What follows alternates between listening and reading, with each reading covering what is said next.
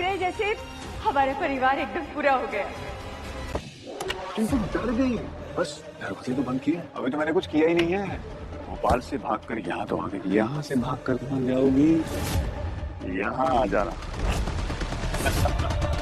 जब कुछ बहुत पूरी तरह चाहिए होता है ना, तो उसके लिए आउट ऑफ कैरेक्टर जाना पड़ता है, लगना पड़ता है। बस बहुत हो गया, अब और नहीं सहूंगी। सोचो एक घर जहाँ रिश्तों का नाम सिंपल है लेकिन उनकी सच्चाई बिल्कुल भी सिंपल नहीं।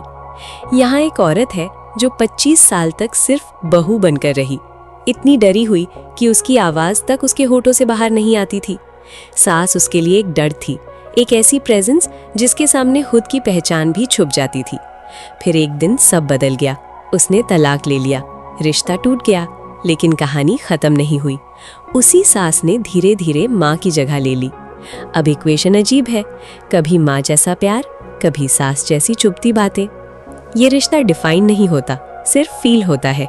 कॉम्प्लिकेटेड का असली मतलब यही समझ आता है।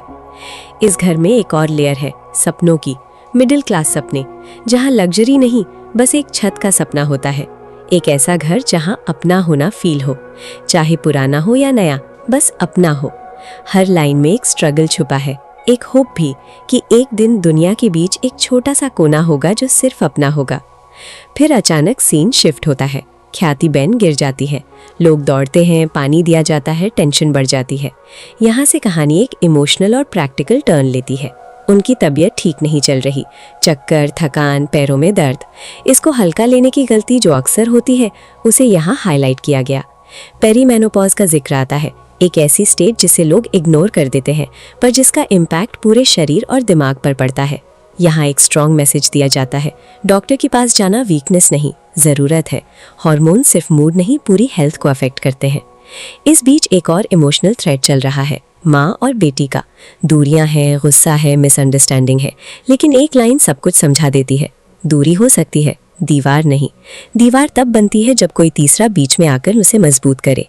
यहाँ वो तीसरा इंसान भी है जो इस रिश्ते को तोड़ने की प्लानिंग कर रहा है। गुस्सा को हवा मिल रही है और एक छोटी सी चिंगारी को आग बनाया जा रहा है। पैरेलल में फैमिली का एक सॉफ्ट वार्म साइड भी दिख रहा है, बा का बर्थडे। एक ऐसा दिन जहां सब डिसाइड करते हैं कि पुराने झगड़े साइड पर रखकर एक साथ आएंगे। गिफ्ट, सरप्राइज, हंसी मजाक, पुरानी यादें, सब मिलकर एक परफेक्ट मोमेंट क्रिएट करते हैं। बा को सजाया जाता है, उनकी खुशी में सब इन्वॉल्व होते हैं। यहाँ एक ब्यूटीफुल मेटाफर आता है, बर्तन।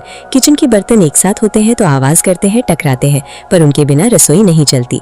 वैसे ही फैमिली है, इम्परफेक्ट, नॉइजी, पर जरूरी। लेकिन सरफेस के नीचे स्टॉर्म चल रहा है, प्लान बन चुका है, इंटेंट क्लियर है, माँ और बेटी को अलग करना। इमोशनल मैनिपुलेशन का गेम सेट हो चुका है। एक तरफ सेलिब्रेशन है, दूसरी तरफ कंस्पिरेसी। सब लोग एक ही छत के नीचे हैं, पर हर किसी के दिल में अलग कहानी चल रही है। और फिर क्लाइमैक्स की तरफ बढ़ते हुए सब कुछ नॉर्मल लगते लगते एक शार्प टर्न लेता है। बार रेडी है, सब इम्प्रेस हैं, हंसी मजाक चल रहा है। तभी एक तीर जैसा डायलॉग आता है जो सीधा दिल पर लगता है। पास्ट को छेड़ दिया जाता है, कंपैरिजन, ताना, और फिर सबसे बड़ा झटका, बेटी का अपनी माँ के खिलाफ खड़े होना। उसकी आवाज में दर्द है, गुस्सा है, और एक ऐसा इल्जाम जो सब कुछ हिला देता है। माँ को दुनिया की सबसे बुरी माँ कह दिया जाता है। यहाँ एपिसोड अपने पीक पर आता है। एक तरफ माँ का प्यार और पेशेंस, दूसरी तरफ बेटी का गुस्सा और हर्ट। बीच में लोग हैं जो इस डिस्टेंस को और बढ़ा रहे हैं। सवाल ये नहीं कि कौन सही है, सवाल ये है कि क्या ये रिश्ता बच पाएगा। ये कहानी सिर्फ एक फैमिली की नहीं है, ये उन सब लोगों की कहानी है जिनके रिश्तों में प्यार और टकराव साथ साथ रहते हैं, जहाँ एक पल में हंसी होती है और दूसरे पल में आंसू। और सबसे बड़ा पॉइंट ये, रिश्तों को तोड़ना आसान है, पर उन्हें समझना और संभालना सबसे मुश्किल काम होता है।